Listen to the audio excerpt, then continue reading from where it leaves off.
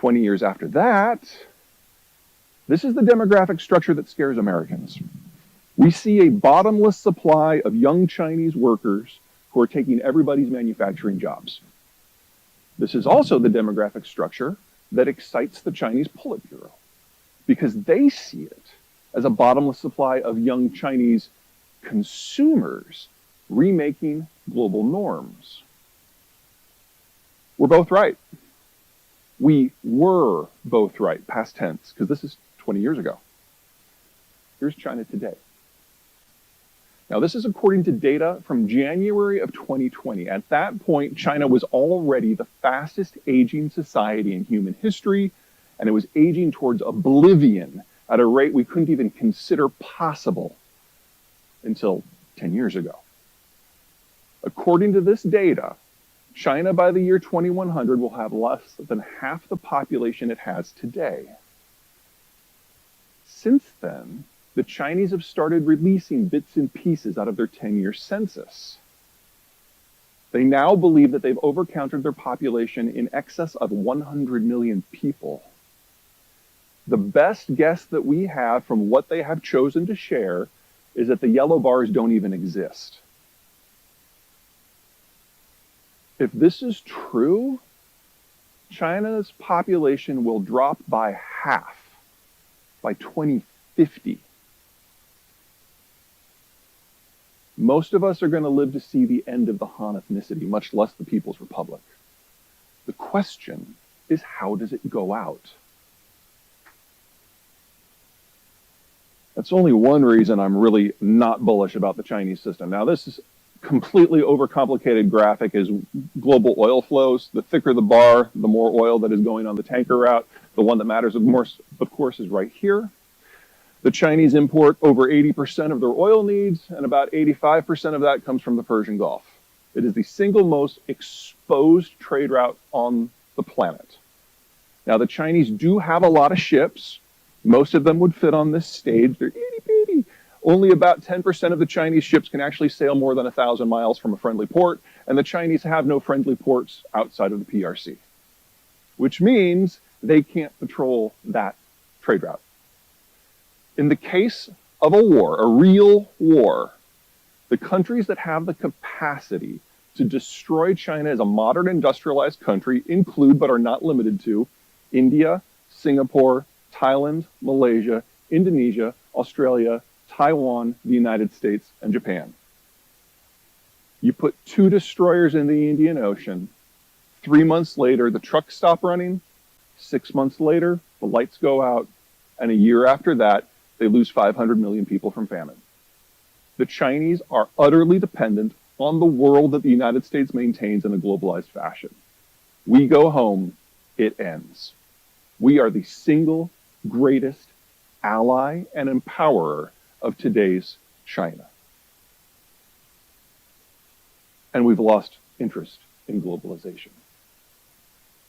There's a reason that the Chinese are sounding really desperate and really belligerent and really bitter. They know it's almost over.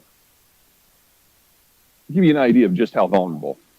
The Aussies, great friends, great allies, right? We recently struck a deal to provide them with some very cool military equipment. Now, publicly, what everyone seems to grab onto are those nuclear submarines, and I don't mean to suggest that those aren't sexy pieces of equipment, but we're also giving them air-launched cruise missiles. Maximum range of the existing Australian fighter bomber fleet with these cruise missiles can reach here. If they just launch them from their own terrestrial airspace, it reaches here. There's the Strait of Malacca. The Australians, country of 30 million people, can now bring China to its knees. That's how vulnerable they are. So, China has gotten interesting from my point of view. Chairman Xi has consolidated power unto his person to a degree that not even Mao attempted. It is a full cult of personality. He has executed or exiled or intimidated into silence everyone in the country who is capable of an independent opinion. And he has shot the messenger, sometimes literally, so many times that no one wants to bring him bad news. He kind of combines the worst characteristics of Barack Obama and Donald Trump. Barack Obama refused to let anyone to the White House who disagreed with him. He didn't want to hear news that he didn't want to hear. And Donald Trump, if you can get in a meeting with him, he will talk about anything except the topic at hand. You guys remember when the power outages started in China last May? At one point, over a third of the country was experiencing rolling blackouts. They still haven't stopped. Best guess is that Chairman Xi was not aware of it until September. We didn't get a policy adjustment until November. No one wants to tell him bad news. This is not how a functional country works. We also know from countries like Chile and the UAE who have used the Chinese vaccine is that it's crap. It doesn't work against Alpha, much less Delta, much less Omicron. So China can never move away from a zero tolerance strategy because the healthcare impact upon the population would be crushing. Until such time that they say, oh yeah, we're going to bring in 3 billion doses from the United States, and do you think that's going to happen this year or next year or ever? They're stuck. And so we're seeing increasingly frequent lockdowns because Omicron is simply too contagious for a zero tolerance system to work.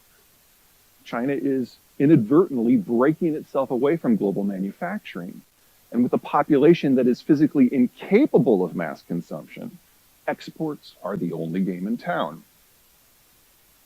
So if the Chinese system can't guarantee demographic survival or financial stability or an export market or even basic health, what's left? Food.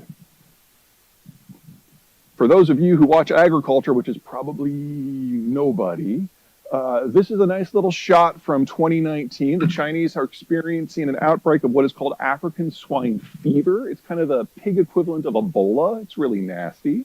They culled over 2/3 of their herd. Pork plays a role in Chinese culture equivalent to hamburgers and steak and chicken and bacon and fish in this country. It is the protein everyone goes for. The Chinese swine herd is bigger than the rest of the world's combined, and they culled more pigs in China in the last 3 years than exist on every commercial farm in the rest of the world combined. They are now attempting to rebuild the herd because this is all they have left. And if you are going to raise 100 million pigs, you've got to feed them a lot quickly. So the Chinese are buying up every scrap of food they can find anywhere on the planet, even if it isn't normally designed for pigs. So they're buying broken rice out of India, they're buying high-grade baguette wheat out of France, everything. You're like, oh great, now he's talking about agronomics. The only other thing that the Chinese care about besides the pigs is rice. They know that they're a food unstable country, and they are terrified that the bottom's falling out of that too. So they have recently criminalized the export of phosphate-based fertilizers. Hold on to that, phosphate-based fertilizers. We'll come back to that. Energy investment. 2015 was the heyday. This is all oil and all natural gas investment globally. It's less than half of what it used to be. Back in 2015, a narrative took place in London and Tokyo and Wall Street that fossil fuels are done. Why would you invest in an industry that is dying? The future is EVs and solar and wind. Now, there's a discussion to be had about green tech and its viability.